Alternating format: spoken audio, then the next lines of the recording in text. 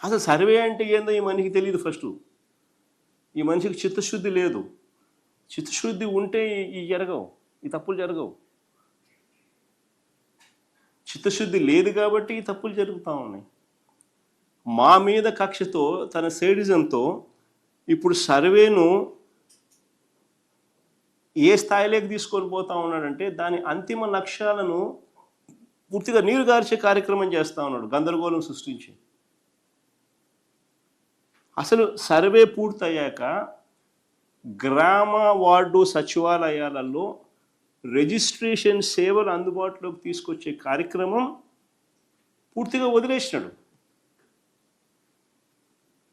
అసలు గ్రామ ward సచివాలయాలలో registration అనే కార్యక్రమం ఎందుకు అంత ఇంపార్టెంట్ అంటే కళ్ళ ఎదుటే రిజిస్ట్రేషన్ ప్రక్రియ జరిగినప్పుడు రికార్డ్స్ అప్డేట్ అవుతూ ఉన్నప్పుడు అంత గ్రామస్తులే అదే గ్రామంలోనే అన్నీ జరుగుతూ ఉన్నప్పుడు మోసం చేయడానికి కష్టమవుతుంది ఎవరైనా. అన్నీ తెలిసిపోతాయి కాబట్టి అలర్ట్ వస్తుంది, అలర్ట్ వచ్చిన వెంటనే చూస్తాడు. పక్కనే ఉన్నాడు కాబట్టి, ఇంటి పక్కనే సచివాలయం కాబట్టి, ప్లస్ వాళ్ళ ఊర్లోనే ఉంటాడు కాబట్టి ఎవరైనా చేసేవాడు కూడా ఏదైనా మోసం చేయాలంటే భయపడతాడు, మళ్ళీ వాళ్ళు వచ్చి కొడతారేమో అని, పక్కనే ఉంటారని.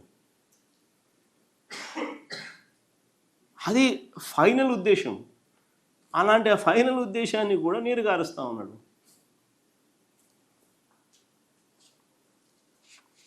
ఇంకొకటి ఆశ్చర్యకరమైన విషయం ఏంటో తెలుసా? మా పట్టాదారు పాస్బుక్ మేము ఇదే సేమ్ టు సేమ్ పట్టాదారు పాస్బుక్ మా హయాంలో మేము ₹55.79 ఇస్తే ఈయన పట్టాదారు పాస్బుక్ తీసుకొని కలర్ మార్చి పట్టాదారు పాస్బుక్ ఈయన ఇస్తూ ఉన్నాడు. దాని ఖర్చు ₹76, అంటే ₹20 మార్జిన్. మా హయాంలో 56, ఇప్పుడు 76, ₹20 కమిషన్. ఏదైనా కమిషన్ కోసం ఏదైనా కానీ వదిలే కార్యక్రమం అనేది జరగదు. దేన్ని వదలడం అనేది చంద్రబాబు నాయుడు హిస్టరీలో ఉండదు.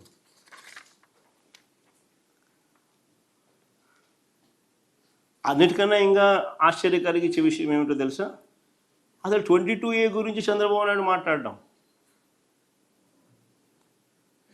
22Aను 2016లోను 2018లోను ప్రత్యేకంగా జీవోలు ఇచ్చి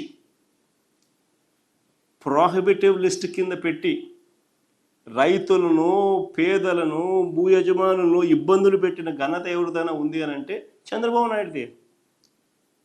2016, 2018లో అడ్డగోలుగా జీవోలు ఇచ్చి అడ్డగోలుగా 22Aలో పెట్టి ఇబ్బందులు పెట్టిన పరిస్థితి.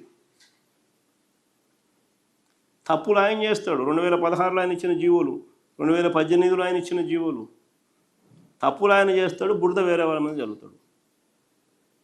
మా ప్రభుత్వ హయాంలో ఆ తర్వాత మేము వచ్చిన తర్వాత రైతులను, పేదలను దృష్టిలో ఉంచుకొని వారికి శాశ్వత హక్కులను కల్పించాం. మేము తీసుకున్న విప్లవాత్మక నిర్ణయాల వల్ల రాష్ట్ర వ్యాప్తంగా 20,24,000 మంది పేదలకు, రైతులకు ఏకంగా 35,44,000 ఎకరాలపై హక్కులు లభించాయి మేము తీసుకున్న నిర్ణయాల వల్ల. ఇందులో ప్రధానంగా అసైన్డ్ ల్యాండ్ పొంది 20 ఏళ్ళు దాటితే వారి భూముల మీద వారికి పూర్తి హక్కులు కల్పించిన చరిత్ర మా ప్రభుత్వంలోనే జరిగింది. ఒరిజినల్ అసైనీలకు లేదా వారి వారసులకు మాత్రమే వర్తింపు చేస్తూ మేము తీసుకొచ్చిన ఈ చట్టం ద్వారా ఏకంగా 15,21,160 మంది అసైన్డ్ నిరుపేదలకు 27,41,698 ఎకరాలపై పూర్తి యాజమాన్య హక్కులు వచ్చాయి మేము తీసుకున్న నిర్ణయం వల్ల. చుక్కల భూములకు సంబంధించి మరో 97,000కు పైగా కుటుంబాలకు చెందిన 2,06,171 ఎకరాలు మా వల్ల హక్కులు వచ్చినాయి. మేము తీసుకున్న ప్రోయాక్టివ్ నిర్ణయాల వల్ల హక్కులు వచ్చినాయి. చంద్రబాబు నాయుడు గారు 22A పెట్టి ప్రొహిబిటివ్ లిస్టులో పెట్టి ఇబ్బందులు గురి చేస్తే షరతులు గల భూములు సంబంధించి 22,000 మంది రైతులకు, వారికి సంబంధించి మరో 35,000కు పైగా ఎకరాల భూమి మీద వారికి హక్కులు వచ్చినాయి. షరతులు గల భూముల మీద 22,000 మంది రైతులకు మంచి జరిగిస్తూ 35,000 ఎకరాలకు భూముల మీద హక్కులు కలిగించారు. విలేజ్ సర్వీస్ ఇనాం భూముల కింద 158,000 ఎకరాలకు సంబంధించి మరో 161,000 మందికి మేలు జరిగిస్తూ హక్కులు కల్పించాం. వీటి అన్నింటినీ కూడా నిషేధిత జాబితాలో నుంచి తొలగించి రైతులకు, పేదలకు మేలు మేం చేస్తే, చంద్రబాబు నాయుడు సృష్టించిన కష్టాల నుంచి మేం బయటకు తీస్తే, ఈ మనిషి 22A గురించి మొన్న ఎప్పుడో మాట్లాడతాం, మేం పెట్టామని. బుద్ధి జ్ఞానం ఉండి అబద్ధాలు చెప్పేదానికైనా హద్దు పొద్దు ఉండాలి. ఇంత దారుణమైన అబద్ధాలు ఆడుతూ ఉంటే చంద్రబాబు నాయుడు అసలు ఈయన మనిషేనా అని. మా ప్రభుత్వ హయాంలో, చంద్రబాబు నాయుడు ప్రభుత్వ హయాంలో 1 సెంటు కూడా భూమి ఒక్కరికి ఇవ్వాల, ఒక రైతుకి కానీ ఒక పేదవాడికి కానీ 1 సెంటు భూమిలా.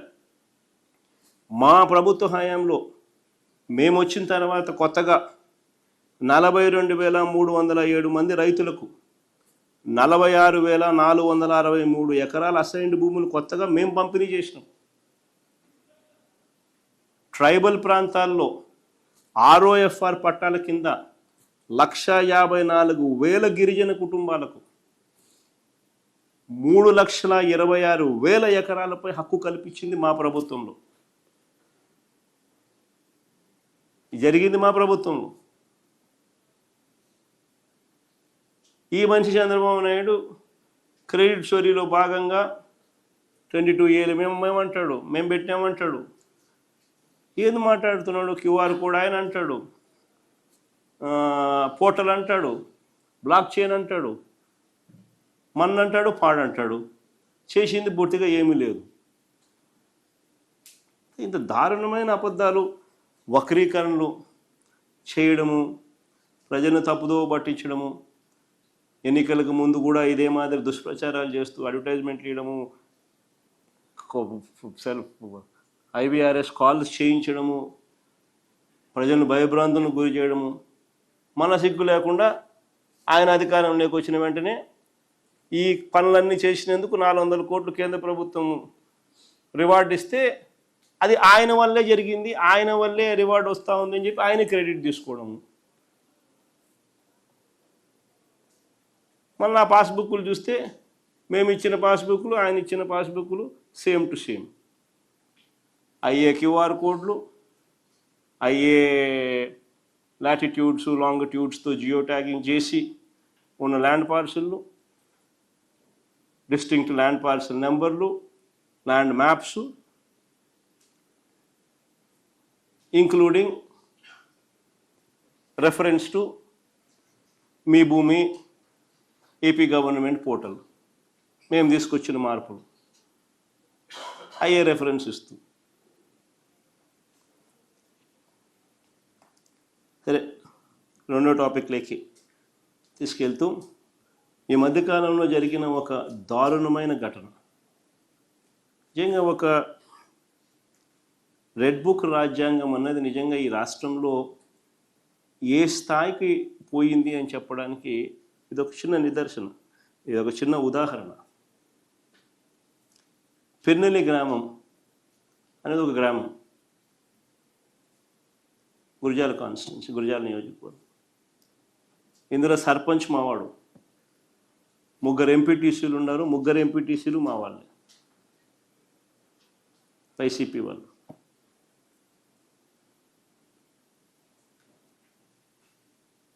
ఈ 3 ఎంపీటీసీలు సర్పంచ్, వీళ్ళతో పాటు దాదాపుగా 300 పైచిలకు కుటుంబాలు ఊళ్ళు విడిచిపెట్టిపోయే పరిస్థితిలోకి రెడ్ బుక్ రాజ్యాంగం నడిచింది అని అంటే, నడిపిస్తూ ఉన్నారు అని అంటే నిజంగా సిగ్గుపడాలి వీళ్ళంతా. వాళ్ళ ఊర్లో వాళ్ళకున్న ఆస్తులు, వాళ్ళ ఊర్లో వాళ్ళకున్న పొలాలను, వాళ్ళ ఊర్లో వాళ్ళకున్న ఇవన్నీ వదిలేసేట్టుగా వాళ్ళ మీద దౌర్జన్యం చేసి వాళ్ళను ఊళ్ళో నిడిపించే కార్యక్రమం చేయడానికి సాక్షాత్తు చంద్రబాబు నాయుడు ప్రోత్సహిస్తూ ఉన్నాడు అని అంటే ఏ స్థాయిలో ఈ వ్యవస్థ ఉంది అని అడుగుతా ఉన్నాను. వాళ్ళు ఊర్లో మళ్ళీ తిరిగి ప్రవేశం చేయడం కోసం కోర్టులో కేసు పెండింగ్ ఉంది. వాళ్ళు వేసిన కేసు పోలీస్ సెక్యూరిటీతో, పోలీస్ ప్రొటెక్షన్తో పికెట్ ఆర్గనైజ్ చేసి వాళ్ళను ఊర్లోకి తిరిగి చేర్పించమని చెప్పి హైకోర్టును అభ్యర్థిస్తూ వాళ్ళు వేసిన పిటిషన్ పెండింగ్ ఉంది. ఈ నేపథ్యంలో ఆ గ్రామంలో ఉన్న ఏదైతే వదిలేసి వచ్చిన వాళ్ళ ఇల్లును, ఆ ఇంటిని క్లీన్ చేసుకునేదానికి, ఆ ఇంటిని చూసుకునేదానికి ఒక దళితుడు, ఒక సామాన్యుడు, ఒక పేదవాడు, ఆయన భార్య తన ఇంటికి వెళ్ళి ఆ ఇల్లు చూసుకునే క్రమంలో అక్కడే ఆమె సిక్కై ఆ ఇంట్లోనే ఆమె ఉండిపోతే భార్య సిక్కయింది అని చెప్పి చూడడానికి ఈ పేదవాడు, ఈ దళితుడు, ఈ సామాన్యుడు, పాపం ఈ కార్యకర్త చూడ్డానికి పోయినాడు భార్యను. పోతే అటాక్ చేసి దారుణంగా రాడ్లతో కొట్టి చంపినారు. సిగ్గుండాలి ఏమన్నా. ఆ చంపిన వాళ్ళకు ఎవరైతే చంపినారో, కనీసం ఎవరినైతే ఇన్స్ట్రుమెంట్స్ కింద వాడినారో అసలు వాళ్ళకి వీళ్ళకి గొడవ కూడా లేదు. అంటే పైనుంచి ఉపయోగించి వాళ్ళను చంపించే కార్యక్రమం.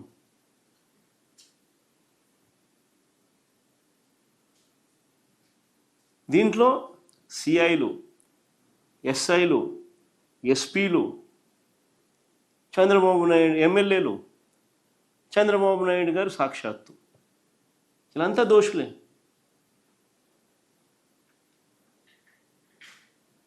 చివరికి ఆ మనిషి చనిపోతే దెబ్బలు తిని హాస్పిటలైజ్ అయితే 6 రోజులు వైద్యం చేయించుకునే క్రమంలో 6వ రోజుకు తను చనిపోతే, చనిపోయిన ఆ మనిషిని తన ఊర్లో బరీ చేయడానికి కూడా ఊర్లోకి పోకూడదు అని చెప్పి పోలీసులు అడ్డుకున్నారు. ఆశ్చర్యం కలిగించే విషయం. ఎట్లా అడ్డుకుంటామయ్యా అని చెప్పి మా పార్టీకి సంబంధించిన నాయకులు, మా పార్టీకి సంబంధించిన కార్యకర్తలు, తన బంధువులు, చనిపోయిన ఆయన బంధువులు అందరూ కూడా గట్టిగా కొన్ని వేల మంది గుమికూడితే తప్పనిసరి పరిస్థితుల్లో ప్రవేశానికి అనుమతి ఇచ్చారు. నిజంగా అసలు ప్రజాస్వామ్యంలో మనం ఉన్నామా లేదా అన్నది ఒక ముఖ్యమంత్రిగా ఉన్న వ్యక్తి ఆలోచన చేయాలా. ఇది చేసేది తప్పుడు సాంప్రదాయానికి బీజం వేస్తూ ఉన్నాడు. ఇదే సాంప్రదాయం కనుక కొనసాగితే ఈయన వేసిన విత్తనాలు ఎల్లకాలం వీళ్ళ ప్రభుత్వం ఉండదు. రేపు పొద్దున అవి చెట్లు అవుతాయి. ఏదైతే ఇత్తుతారో అదే పండుతుంది. ఏ కుటుంబం అయితే నష్టపోతుందో ఆ కుటుంబానికి బాధ కలుగుతుంది, దెబ్బ తగులుతుంది. రేపొద్దున వాళ్ళు చూస్తూ ఊరుకోరు. ఇది సర్వసహజంగా హ్యూమన్ నైజం. ఇది మనం పాలకులుగా ఉన్నప్పుడు మనం చేసే ప్రతి అడుగు ఆంచి తుంచి అడుగులు వేయాలి. న్యాయం, ధర్మం వైపు నిలబడాలి.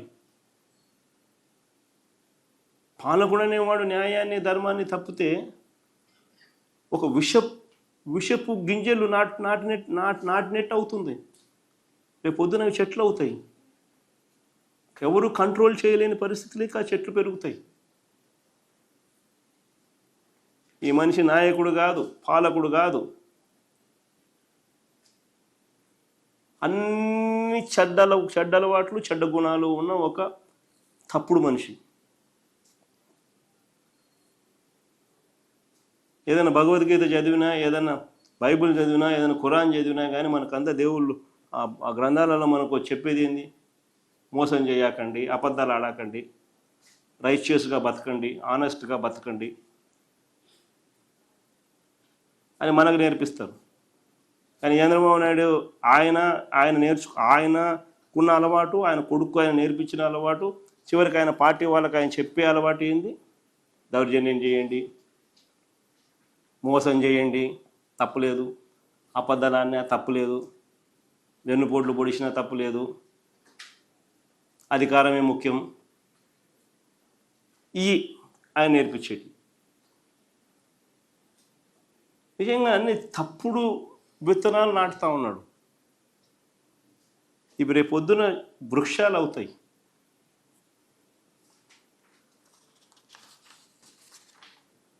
గట్టిగా కోర్టుల మీద ఒత్తిడి తీసుకొస్తాం. ఎన్హెచ్ఆర్సీకి ఇంకా కంప్లైంట్ చేసే కార్యక్రమం కూడా చేస్తాం. కోర్టుల మీద ఒత్తిడి తీసుకొని వచ్చి ఖచ్చితంగా కోర్టుల ప్రొటెక్షన్ ద్వారా ఖచ్చితంగా మళ్ళీ వీళ్ళందరికీ కూడా మంచి రోజులు వచ్చే కార్యక్రమం కూడా జరుగుతుంది. మళ్ళీ పునఃప్రవేశం కూడా జరుగుతుంది. ఎందుకంటే ఎల్లకాలం నువ్వు ఆపలేవు. ఎల్లకాలం చంద్రబాబు నాయుడు రోజులు ఉండవు. కన్ను మూసుకుని కన్ను తెరిచేసరికి 2 ఏళ్ళు అయిపోయింది. మరో 3 ఏళ్ళు కూడా కన్ను మూసుకుని కన్ను తెరిచేసరికి 3 ఏళ్ళు అయిపోతుంది.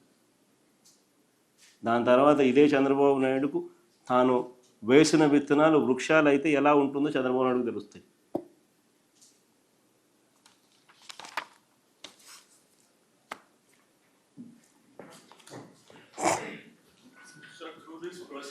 You are trying to show that you were more visionary with respect to technology when you compare with Chandrababu Naidu with respect to this revenue land service. Basically, we're here, Avinash, only to showcase the reality which has been a missing point. What is it that Chandrababu is claiming? Are there any facts in his claims? That is all we're trying to dispel here. And my story has been clearly exhibited with all evidences that have been put forth. Now, if they have a counter claim to say otherwise, they are most welcome to speak of it. That is how in a democracy one should function.